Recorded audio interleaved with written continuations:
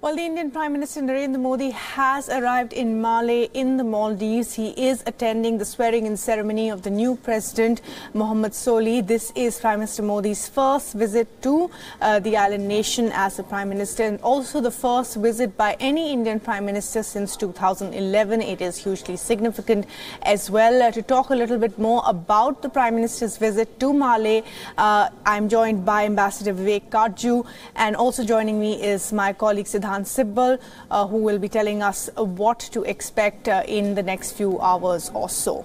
Let's go across now to Ambassador Vivek Karju for the very latest on this. And Ambassador Karju, is Prime Minister Modi landing in the Maldives a sign that the years of cold ties with Malé because of Abdul Yamin's closeness to China are now behind us?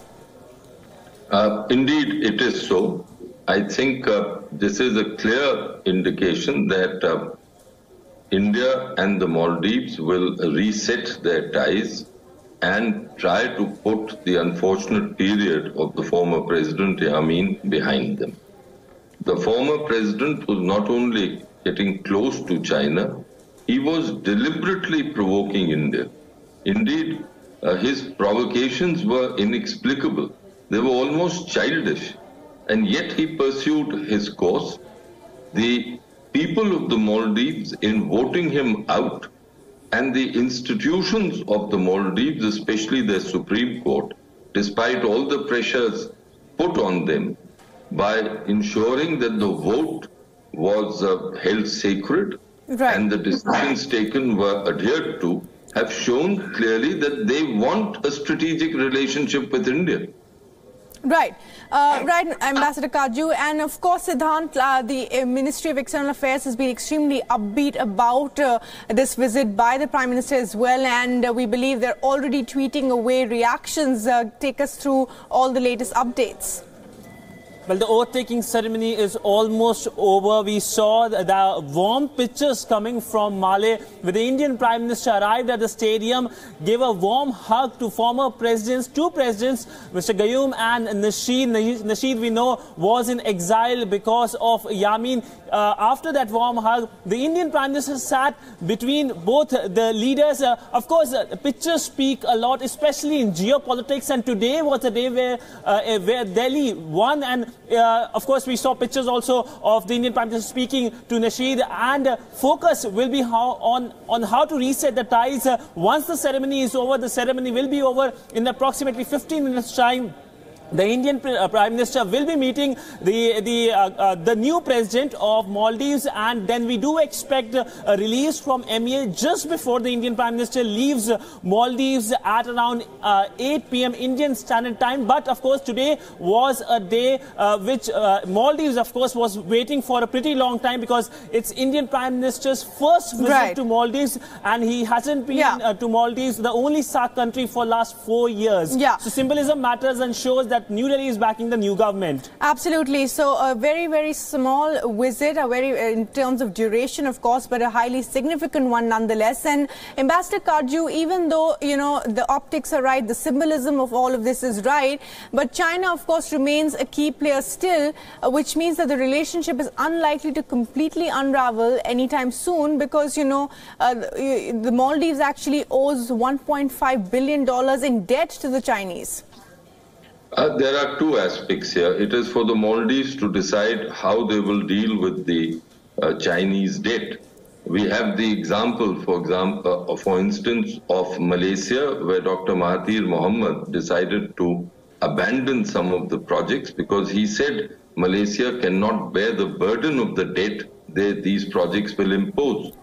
The second aspect is that India would not object to a good economic relationship between China and the Maldives. For example, if the Chinese want to visit the Maldives in large numbers for tourism purposes, so be it.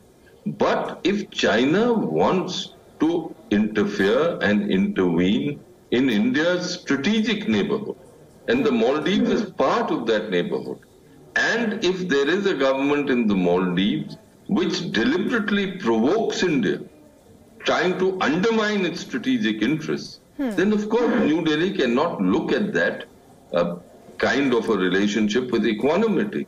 New Delhi, I think, showed a great deal of strategic patience. And it must be complimented for showing the strategic patience. Right. Because just one sentence more. Because ultimately, in this case, it is the people of the Maldives who voted with their feet and with their ballots, going and queuing up in large numbers to vote, that this relationship with India was important, because that is what the incoming president was indicating. Okay, but Ambassador Kaju, having said that, it will take a long time for them to restructure their debts. Mr. Solih has already hinted that he will need the support of, friendly nations like the United States as well as India, and at least on, at the beginning itself, that he will need about $200 to $300 million.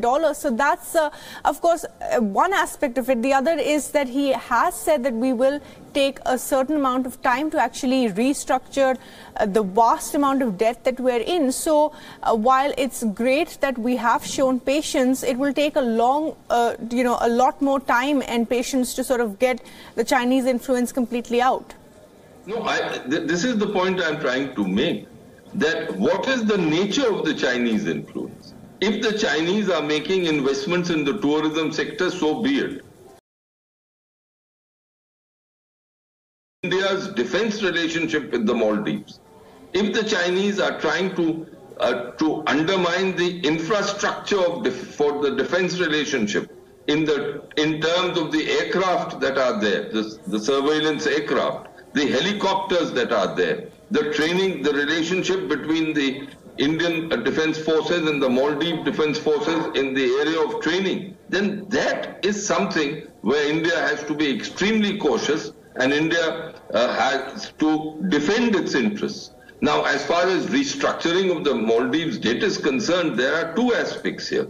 One, the Maldives example will go all over the world, where the Chinese are pushing BRI, and the Maldives government itself can ask the Chinese for a restructuring of their debt. Okay. If they want some assistance from us, I think we should be forthcoming in giving that assistance. But let us be mindful that the Chinese cannot put countries in the hock in economic difficulties and then expect that other countries will finance them. I think all this needs to be discussed with the Maldives, and it can be sorted out. I'm sure that some discussions may have begun already. Right. Between the incoming president's team and our people, but this will be discussed. Right.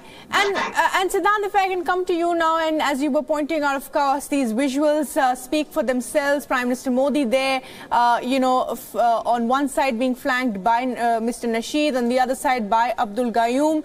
And this is certainly many would believe that, India has pulled off a coup in the Maldives, because we really did show patience. And eventually it paid off, even though, of course, there were times when we felt that Mr. Yamin was really throwing all the defense agreements between the two countries into the dustbin.